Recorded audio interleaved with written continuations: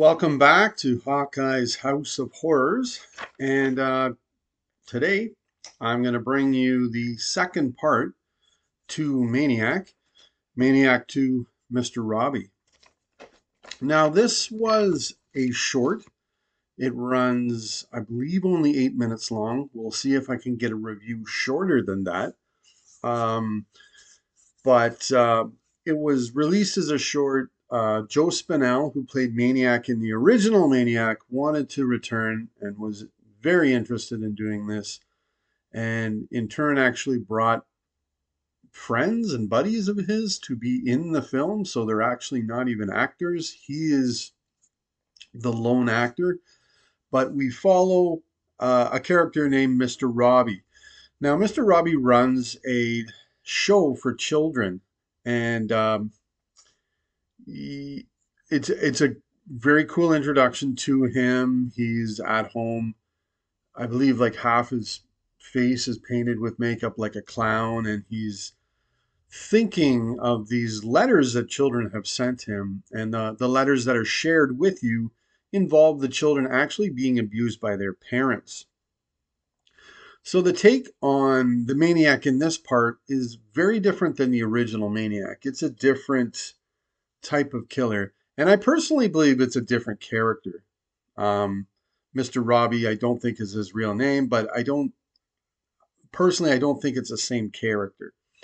Now, in turn, Mr. Robbie, you can see he's absolutely troubled. He like continuously is smoking cigarettes. He has a problem with alcohol as well as he goes to the restaurant and is thoroughly tanked and what have you. So, but he then in turn kills the cook uh, to the restaurant whose child watches the show, and he has abused his child. So Mr. Robbie takes vengeance out on these horrible parents.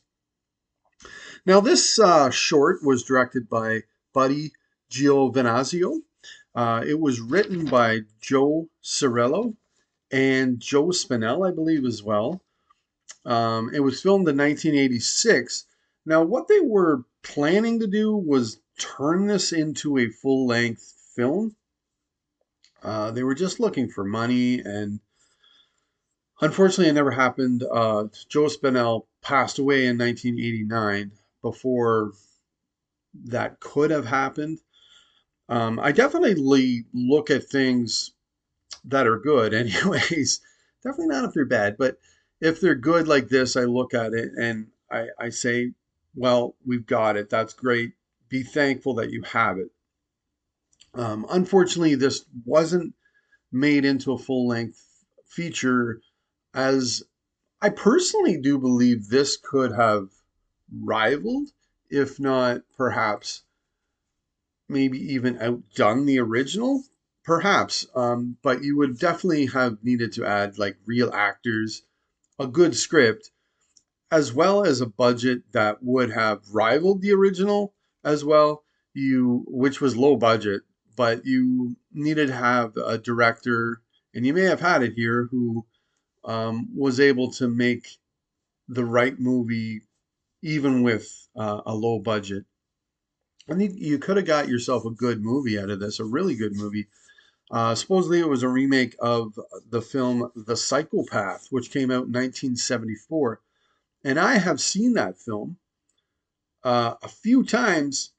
I used to have that film on VHS when I was a kid. I don't have that VHS any longer, and it's literally been like 25 years since I've seen it. I liked it. I thought it was kind of weird, but it's been forever since I've seen it, so I couldn't really say any more than that about that particular film. But anyways, certainly if you enjoyed the original Maniac, this is definitely a good follow up to it. It's only like 8 minutes long. It's short. Um, but you get Joe Spinell again as a crazed maniac. So it's definitely worth a watch, and I enjoyed it a lot. So what I'm going to do now, though, is I'm going to watch or rewatch. I have seen it before, I'm going to see it again, rewatch the Maniac remake starring Elijah Wood, um, which was interesting because Elijah Wood and Joe Spinell are very different looking people. Joe Spinell is tall and overweight, and Elijah Wood is short and skinny. So interesting, different take on the character.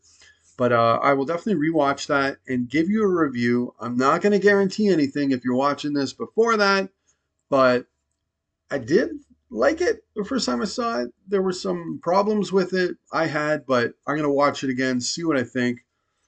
Anyways, that's the next review coming up. So enjoy yourselves.